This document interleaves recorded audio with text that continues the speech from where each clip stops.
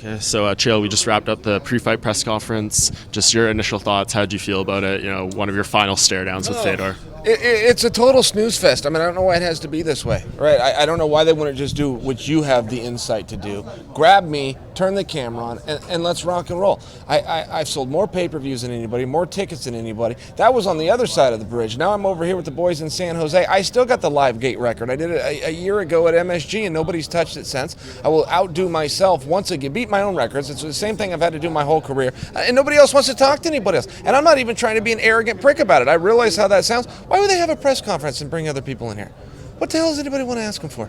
I'm looking around the stage. Bunch of very nice guys. Bunch of guys that I like very much. I didn't know they were on the card till they sat down here today. I love the sport. I'm going to follow it very closely. I have the foggiest idea.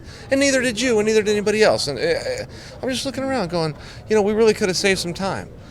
Speaking of saving time, if there's a quick fight up in the Mohegan Sun, they can just bring one of those sons of bitches down here. I'll fight them tomorrow night. We can save Bellator on the travel money. I don't have any idea why we have to spread this thing out. People are talking about a quick turnaround to January 26th. What's quick about that?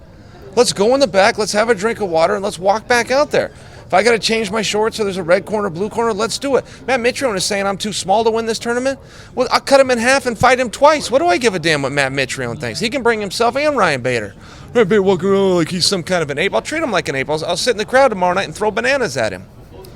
What was your expectation when they booked this fight? I know you say you don't sell fights, but there is some build leading up to it. Did you expect Fedor to just be this dismissive, this not willing to give any answers, not really willing to say much of anything at all? Yeah, because I've seen him do it before, and it seems to work. He shows up in a language that nobody can understand, in a T-shirt that nobody can read. And somehow that gets over. And I wouldn't encourage any young fighter to copy that example unless you want to have a short career and no money and bad memories when it's over. I would encourage you to find another guy and take his paradigm. But it seems to work for him. And I'm not really saying this to be the skunk at the garden party as much as just point out to it, look, he figured something out. Lesnar in many parts is the same way. There's a mystique around him that just happens to work, and less is more. And if he opens his mouth, he runs the risk of ruining the mystique. So it's still a marketing angle, it's still a gimmick, and people can choose to believe that he's the world's nicest guy, and he might be, but he might not. You don't know him, and neither do I. Do you believe that he hasn't watched the Khabib thing, all the brawl, or do you think he's just kind of declining to comment because he maybe doesn't want to ruffle feathers back home? He's a nerd, man. I don't know what nerds do. I satisfy the other end of the market. The cool kids come watch Chael fight. I don't have any idea. He's walking around. He's holding the King James. Keep that stuff private. I don't know. Who cares if he watched it or he didn't watch it? Who gives a damn if he watched it?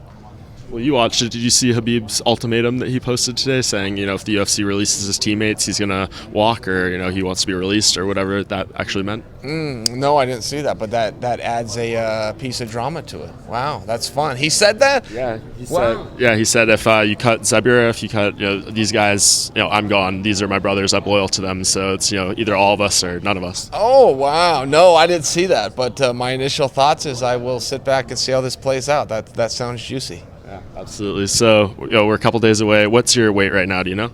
I don't know, but in the 220s. Yeah, 223, 224 is probably a good guess.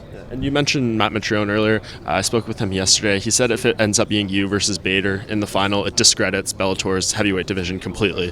What do you make of that? Yeah, I think that's right. I think it discredits all the heavyweights completely. The best thing to do with heavyweights is to keep them a hell from any other weight class. They're the worst athletes in the room. They're the slowest guys in the room. They're the laziest guys in the room, which is why they weigh so goddamn much.